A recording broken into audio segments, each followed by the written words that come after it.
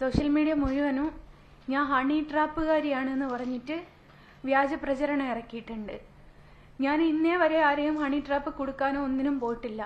ഞാനൊരു കേസ് കൊടുത്തതിന്റെ കോടതിയുടെ പകർപ്പ് വെച്ചിട്ടാണ് അതാണ് കൊടുത്തിട്ട് ഞാൻ പിന്നെ അനേക ആൾക്കാരുടെ പേരിൽ കേസ് കൊടുത്തെന്ന് പറഞ്ഞിട്ടാണ് അത് വരുന്നത്. ആ കോടതിന്റെ പകർപ്പ് സത്യമായിട്ടുള്ള കാര്യം ഞാൻ ഒരാളാലെ റേപ്പ് ചെയ്യപ്പെട്ടതിന്റെ പേരിലാണ് ഞാൻ ആ കേസ് കൊടുത്തത്. അത് കൊടുക്കാൻ നേരം വൈകിയതിന്റെ ഒരൊറ്റ അടിസ്ഥാനത്തിന്റെ പേരിലാണ് കോടതി അവർക്ക് സപ്പോർട്ടായിട്ട് ആ ഒരു വിധി വന്നത്. ഞാൻ കൊടുക്കാൻ വൈകിയതിന്റെ കാരണം ഞാൻ പറഞ്ഞത്, എനിക്ക് ഈ വരച്ചതിന്റെ പേരിൽ സമൂഹത്തിന്റെ മുമ്പിൽ എന്നെ ഒറ്റപ്പെടുത്തി. എനിക്ക് കുടുംബമല്ല, എനിക്ക് എന്റെ വാപ്പയുടെ ഒരു സപ്പോർട്ട് അല്ലാതെ, കുടുംബത്തിൽ നിന്ന് അല്ലെ വാപ്പയുടെ ഫാമിലിയുടെ സപ്പോർട്ട് അല്ലാതെ വേറൊരാളുടെ സപ്പോർട്ട് എനിക്കില്ല. ഒരു സുഹൃത്തിന്റെ അടുത്ത് പറയാന്ന് വെച്ചാൽ, ഒരു സുഹൃത്ത് മുഖാന്തരാണ് ഒരു വ്യാജ ഡോക്ടർ ചമഞ്ഞിട്ട് എന്റെ ഒരു കുഞ്ഞിന്റെ ട്രീറ്റ്മെന്റിന് വേണ്ടിയിട്ട് പോയിട്ട് കിട്ടിയ ഒരു അവസ്ഥയാണ് എനിക്ക്. എന്റെ കുഞ്ഞിന് അങ്ങനത്തെ ഒരു ബുദ്ധിമുട്ട് വരാൻ കാരണം എന്ന് വെച്ചാൽ, മദ്രസേന്ന് ഉസ്താദിന്റെ അടി ദിവസം അതിനെ വെറുതെ തല്ലുക ചെയ്യുന്നത്. എന്തിനാ തല്ലുന്നതെന്ന് ആ കുഞ്ഞിന് അറിഞ്ഞൂടാ. എന്നിട്ട് ഇതിന് മദ്രസയിലും സ്കൂളിലും പോകാൻ ഭയം. എന്നിട്ട് സ്കൂളിൽ പോയിട്ട് കുട്ടികളോട് ആ മദ്രസയിലുള്ള ഉസ്താദിനോടുള്ളതൊക്കെ മറ്റു കുട്ടികളോട് കാണിക്കൽ തുടങ്ങിയപ്പോഴാണ് സ്കൂളിൽ നിന്ന് എന്നോട് പറഞ്ഞത്, ഇങ്ങനെ കുട്ടിക്ക് എന്തോ ഒരു പ്രശ്നം, നിങ്ങളൊന്ന് കൊണ്ടുപോയി നോക്കി എന്ന് പറഞ്ഞെടുത്തുനിന്ന് ആദ്യം ഞാൻ മെഡിക്കൽ കോളേജിന്റെ അടുത്ത് അവിടെ ഫസ്റ്റ് കാണിച്ച്. അങ്ങനെ എൻ്റെ ഒരു സുഹൃത്ത് മുഖാന്തരാണ് ഈ ഒരു വ്യാജ ഡോക്ടർ, അവന്റെ അന്ന് പേര് ഞങ്ങളെടുത്ത് പറഞ്ഞത് റോഷൻ എന്നാണ്, ഈ ഡോക്ടറെ ഞാൻ പരിചയപ്പെടുന്നത്. ട്രീറ്റ്മെന്റിന് കുട്ടീനെ കൂട്ടാണ്ട് വീട്ടിലോട്ട് വരണം എന്ന് പറഞ്ഞിട്ടാണ് ഞാൻ അവന്റെ വീട്ടിലോട്ട് പോകുന്നത്. പക്ഷേ ഞാൻ പറഞ്ഞ പോലീസ് സ്റ്റേഷനിൽ പറഞ്ഞ കാര്യങ്ങളൊന്നല്ല കോടതിയിലേക്ക് എത്തിയപ്പോഴൊക്കെ മാറി മറിഞ്ഞ് എന്നോട് ചോദിക്കുന്നത്, എന്ന് പീഡിപ്പിക്കപ്പെട്ടു എന്ന് പറഞ്ഞ അന്നത്തെ ഡ്രസ്സൊക്കെ ചോദിക്കുന്നത്. ഞാൻ എവിടെ നിന്ന് എടുത്ത് കൊടുക്കാനാണ്? ഞാൻ പരാതി കൊടുക്കാൻ ഈ കാരണങ്ങൾ കൊണ്ടാണ് വൈകിയത്, വേറൊരു കാര്യം ഉണ്ടായിട്ടല്ല ഞാൻ വൈകിയത്. ലാസ്റ്റ് പണം ചോദിക്കുക, എന്റെ വീട്ടിൽ വന്ന് കുഞ്ഞുങ്ങളെ ഉപദ്രവിക്കുക, ഇങ്ങനത്തെ ബുദ്ധിമുട്ടൊക്കെ വന്ന് ഞാനും എന്റെ മക്കളും ആത്മഹത്യ ചെയ്യേണ്ടി വരും എന്നുള്ള ഒരു അവസ്ഥയായപ്പോ, എന്റെ ഭർത്താവ് ആ സമയത്ത് ഗൾഫിലാണ്. ഭർത്താവ് ഗൾഫ് പോകുന്നത് തന്നെ വീട് ജപ്തി നോട്ടീസിന് വെച്ച സമയത്താണ് ഭർത്താവ് ഇവിടുന്ന് ഗൾഫ് പോകുന്നത്.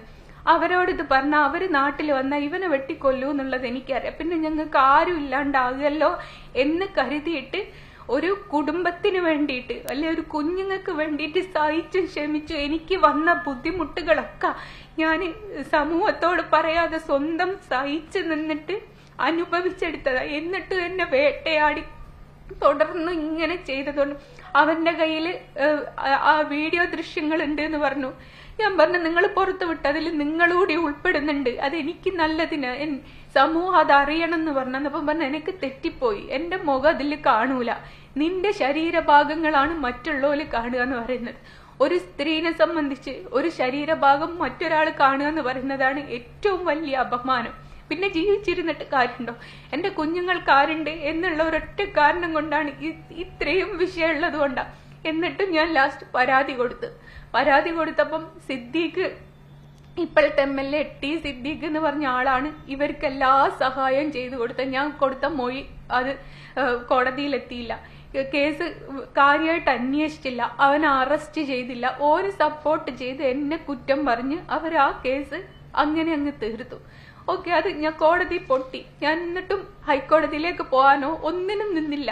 ഓക്കെ, എന്റെ വിധി ഇങ്ങനെയാണ്, ഞാൻ ഇങ്ങനെ തന്നെ ജീവിച്ചോളാന്ന് വിചാരിച്ച് നിൽക്കുന്ന സമയത്താണ് ഇതിന്റെ പകർപ്പ് വെച്ചിട്ട് അവൻ സോഷ്യൽ മീഡിയയിൽ ഇട്ടത്. ഞാൻ ഹണി ട്രാപ്പുകാരിയാണ്, ഞാൻ പലരുടെയും പേരിൽ കേസ് കൊടുത്തിട്ടുണ്ട്, അതും പീഡന കേസ്. ഞാൻ ഒരു പീഡന കേസ് കൊടുത്തിട്ടുണ്ട്.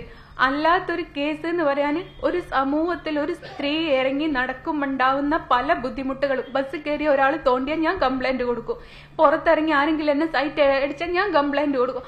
അങ്ങനത്തെ കേസുകൾ എന്നല്ലാതെ വേറെ ഒരു കേസും ഇന്നേ വരെ ഞാൻ കൊടുത്തിട്ടില്ല. ആരെങ്കിലും ഉണ്ട്, ആ തെളിവ് സഹിതാണ് കൊണ്ടുവരേണ്ടത്. ഞാൻ പലരുടെയും കയ്യിൽ നിന്ന് പൈസ മേടിച്ചു എന്ന് പറയും, ആർക്കും തെളിവില്ല, പറച്ചിൽ മാത്രമേ ഉള്ളൂ. എന്തുകൊണ്ട് അവരാരും തെളിവ് കൊണ്ടുവരാത്ത? ഒരു തെറ്റും ചെയ്യാത്ത എന്നെ ഇത്രത്തോളം ആക്കി ഒടുക്കം മരണത്തിന് കീഴടങ്ങാൻ വരെ നോക്കേണ്ട ഗതികേട് വന്നു. കാര്യം എന്താ വെച്ചാൽ, നമ്മുടെ നിയമത്തിന് ഏറ്റവും വലിയ പ്രത്യേകത ഉണ്ട്. ജീവിച്ച് നിൽക്കുമ്പോൾ കിട്ടാത്ത നീതി നമ്മൾ മരിച്ചു കഴിഞ്ഞതിന് ശേഷം ആരെങ്കിലും ഒരാൾ കൊണ്ടുതരൂ. അതാണ് നമ്മുടെ നിയമത്തിന്റെ ഏറ്റവും വലിയ കാര്യം. അതുകൊണ്ട് ഞാൻ സ്വയം ജീവനൊടുക്കാൻ വരെ നോക്കി, അവിടുന്ന് രക്ഷപ്പെട്ടു പോന്നു. ഇനി ഒരു വഴിയില്ല എന്ന് വിചാരിച്ച് നിൽക്കുന്ന സമയത്താണ് ഇദ്ദേഹത്തിന് പടച്ചോൻ എന്നുള്ള രൂപത്തിൽ, അല്ലെ ഞാൻ വരയ്ക്കുന്ന കണ്ണൻ എന്നുള്ള രൂപത്തിൽ എന്റെ സൈഡ് സംസാരിക്കാൻ, അല്ലെ നീ എന്ത് തെറ്റാ ചെയ്തത് അതൊന്ന് എനിക്കറിയണമെന്ന് പറയാൻ ഒരാളെങ്കിലും എന്റെ മുമ്പിലേക്ക് വന്നിട്ടുണ്ട്. ആ ഇദ്ദേഹമാണ്. ആ ഒരു ധൈര്യത്തിലാണ് ഞാനിപ്പോ വന്ന്. നിങ്ങൾ എല്ലാരും മനസ്സിലാക്കണം, ഞാൻ ആകെ കൊടുത്തൊരു കേസ് ഇത് അനുഭവം കൊണ്ട് കൊടുത്തതാ, അല്ലാതെ ഇന്നേ വരെ ഞാൻ ആരുടെ പേരിലും കൊടുത്തിട്ടില്ല. കൊടുത്തിട്ട് എന്റെ ബുദ്ധിമുട്ടുകൾക്കല്ലാണ്ട് ആരോടും ഒരു പൈസ മേടിച്ചിട്ടില്ല. ഞാൻ ഒരു ഹണി ട്രാപ്പിൽ അംഗമല്ല. ജസ്ന, ഒരു കാര്യം എന്താണെന്ന് വെച്ചാല്, ഈ ജസ്ന അരുൺ എന്ന് പറയുന്ന വ്യക്തി എങ്ങനെയാണ് ജസ്ന സലീം ആയത് എന്നാണ് സോഷ്യൽ മീഡിയയിൽ പല ആളുകളും ചോദിക്കുന്നത്. ഈ ജസ്ന അരുൺ എന്ന പേര് മാറ്റിയതാണ്. സ്വന്തം ഐഡന്റിറ്റി കൊണ്ടെടുക്കേണ്ട അവസ്ഥയാണ് ഭർത്താവിനെ കാണിക്കാൻ. എന്റെ അവസ്ഥയാണ് ഇപ്പോഴത്തെ. അരുൺ എന്ന് പറയുന്നത് എന്റെ സഹോദരനാണ്, എന്റെ കസിൻ ബ്രദറാണ്. ഇവന്റെ അച്ഛൻ മുസ്ലിമും അമ്മ ഹിന്ദുവാണ്. ഓന്റെ അമ്മയുടെ മതം ഇഷ്ടപ്പെട്ടു, ഓൻ അത് സ്വീകരിച്ചു. അതാണ് എന്റെ കൂടെ. എന്റെ ഇക്കാക്ക, എന്റെ ഹസ്ബൻഡ് ഗൾഫിലായതുകൊണ്ട് എന്റെ കൂടെ എന്തെങ്കിലും ഫംഗ്ഷൻ ഉണ്ടെങ്കിലൊക്കെ ഇവനാ പോരല്. ഇവനെ പിടിച്ച്, ഇവൻ വിവാഹം പോലും കഴിച്ചിട്ടില്ല, ഇവനെ പിടിച്ചിട്ട് എന്റെ ഭർത്താവാക്കി. എന്നിട്ട് ഈ ഐഡന്റിറ്റി പിടിച്ചോണ്ട് നടക്കേണ്ട ഒരു അവസ്ഥയാണ് എനിക്ക്. പിന്നെ ഞാന് കൃഷ്ണനെ വരച്ച് ലക്ഷങ്ങളും കോടികളും ഉണ്ടാക്കി എന്ന് പറയുന്നത്. സാറിന് ആ ബാങ്കിൽ ഇപ്പോഴും വീടിന്റെ ലോൺ അടച്ചോണ്ടിരിക്കുക. അതാരും കാണുന്നില്ല. ഞാൻ വീട് വെച്ചിക്ക് ലോൺ അടയ്ക്കുന്നത് ആരും കണ്ടിട്ടില്ല. ഞാൻ ലക്ഷറി കാറിലാ യാത്ര ചെയ്യുന്നതെന്ന് പറയുന്നത്. എന്റെ കാറ് ഷിഫ്റ്റ് ആണ്. അതിലിതാ RC ബുക്ക് വരെ ഞാൻ കൊണ്ടുവന്നിക്ക്. ടൊയോട്ട ഫിനാൻസ് എന്നുള്ളത് അതിൽ 14,000 രൂപ ഞാൻ EMI അടിക്കുന്നു. അതാരും കാണുന്നില്ല. ഈ ഷിഫ്റ്റ് വണ്ടിയൊക്കെ എന്നാ ലക്ഷറി ആയതെന്ന് ഞാൻ അറിഞ്ഞില്ല. ഇത്രത്തോളം ഉപദ്രവിക്കാണ്. ഭർത്താവിന്റെയോ കുഞ്ഞുങ്ങളെയോ ഫോട്ടോ പുറത്തു വിടാൻ എനിക്ക് പേടിയാ. എന്നെ ഉപദ്രവിക്കുമ്പോൾ അതുങ്ങളെ ഉപദ്രവിക്കരുത് എന്ന് കരുതിയിട്ട്.